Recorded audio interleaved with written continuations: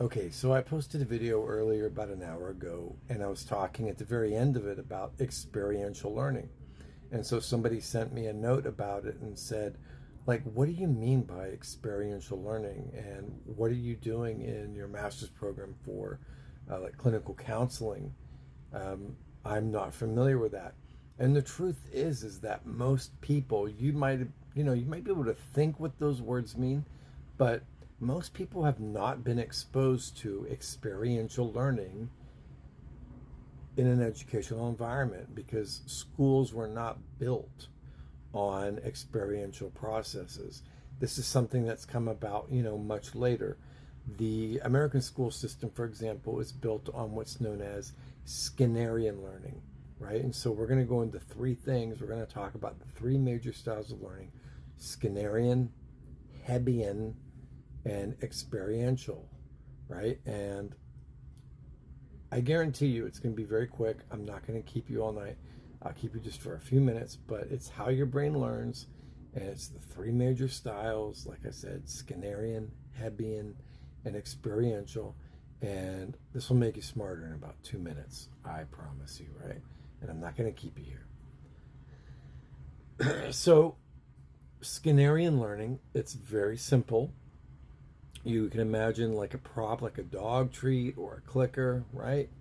And we call this operant conditioning, right? You do a thing and then the whole world responds. B.F. Skinner, he trained pigeons to play ping pong, right? You've seen those videos. Rats to press a lever to get food. Why? Because when behavior is followed by a reward, that's positive reinforcement, we're more likely to do it again. And it's the same thing that, happens to you. Like your brain will light up when, you get a like on a post or something you do on social media, or, you avoid embarrassment after a mistake. We're all being shaped by our consequences, one consequence at a time, right? Now we get to Hebbian learning, and this is like the more fascinating form of learning, right? And Hebbian learning is very straightforward. It's neurons that fire together, wire together, and it's biological. So imagine two brain cells, you're at a rave. The more often they party together, the stronger the connection becomes. You get it? Think of like a shortcut forming in your brain. That's why practice makes perfect, and you've always heard that. Or practice makes permanent, and that's really what's happening. You're literally rewiring your brain when you repeat thoughts or skills, and it's how habits are born as well. It's also why overthinking or trauma loops can feel stuck, right? Because that path is now a freeway. That's what's happened in your brain, okay? Then we get to, hopefully this is pretty clear, then we get to experiential learning. Imagine falling off a bike or journaling, right? That's, these are the kind of things where we, get into experiential. It's the OG method. It's this hands-on, very messy, real-world stuff. You try it, you fail, you reflect, you adapt.